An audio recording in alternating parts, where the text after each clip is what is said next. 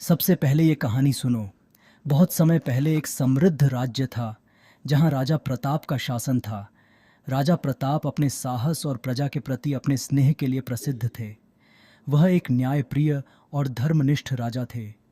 उनकी रानी सुकन्या एक गुणी, सुंदर और समझदार महिला थीं। राजा और रानी का विवाह पूरे राज्य में एक शुभ अवसर के रूप में मनाया गया था। उनका प्रेम शुरुआत में गहरा और अटूट था। दोनों ही एक दूसरे के प्रति समर्पित थे और उनका दाम्पत्य जीवन सुखमय था। विवाह के कुछ वर्षों तक राजा और रानी का संबंध प्रेम से भरा रहा। रानी हर कार्य में राजा का साथ देती और दोनों एक दूसरे के लिए एक आदर्श जोड़ी थे।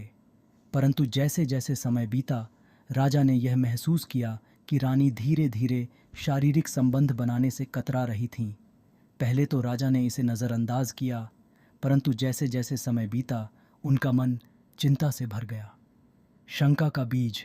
राजा प्रताप एक समझदार व्यक्ति थे, परंतु रानी सुकन्या के इस बदलते व्यवहार ने उन्हें हैरान कर दिया। उन्होंने अपने मन में कई तरह की शंकाएं पाल लीं। उन्हें लगा कि शायद रानी उनसे नाराज़ है या शायद उनके मन में कोई और है।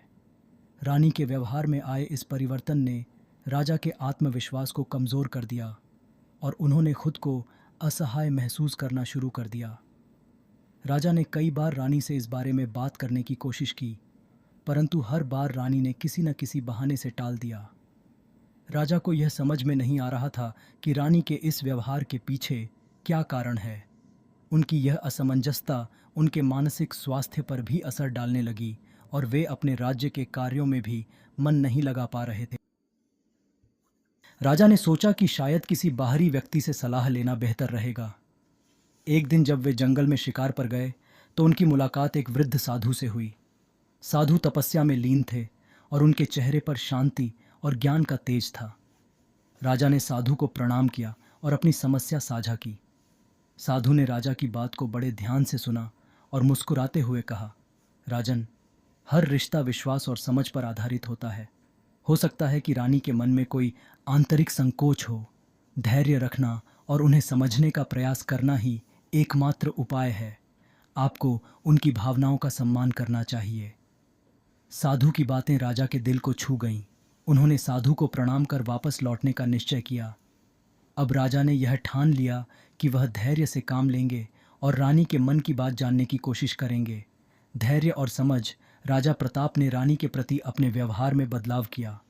वे अब हर समय रानी की बातों को ध्यान से सुनते और उनके साथ अधिक समय बिताने का प्रयास करते। राजा का यह व्यवहार देखकर रानी थोड़ी असमंजस में थीं, परंतु उन्होंने भी इसे सकारात्मक रूप से लिया। धीरे धीरे रानी और राजा के बीच भावनात्मक निकटता बढ़ने लगी। कुछ समय बाद राजा ने रानी से पूछा, सुकन्या, क्या तुम्हें मुझसे कुछ शिकायत है? अगर हाँ, तो कृपया मुझे बताओ, क्योंकि मैं तुम्हारे सुख में ही अपनी खुशी देखता हूँ। रानी ने पहले तो कोई जवाब नहीं दिया, परंतु राजा के बार बार अनुरोध करने पर उन्होंने अपने मन की बात साझा की। रानी ने कहा, महाराज, कुछ समय पहले जब आप युद्ध में गए थे तो मुझे आपके जीवन की चिंता बहुत सताने लगी थी। उस समय से मेरे मन में एक भय बैठ गया कि कहीं आपको कुछ हो न जाए। यह भय मुझे अंदर से कमज़ोर कर रहा है और यही कारण है कि मैं खुद को असहज महसूस करती हूँ। ओने नमता को तसिया। राजा का धैर्य और सहानुभूति। रानी की बातें सुनकर राजा का दिल द्रवित हो गया। उन्होंने रानी को अपने पास बैठाया और कहा, सुकन्या, तुम्हारा यह भय अकारण नहीं है, परंतु तुम्हें मुझ पर विश्वास रखना होगा। मैं हमेशा तुम्हारे साथ हूँ और जब तक तुम मेरे साथ हो, मैं कि नैतिका मत हो, इसका डर नहीं है। तुम्हारी सुरक्षा और खुशियाँ ही मेरी प्राथमिकता हैं। राजा की यह बात सुनकर रानी का मन हल्का हो गया।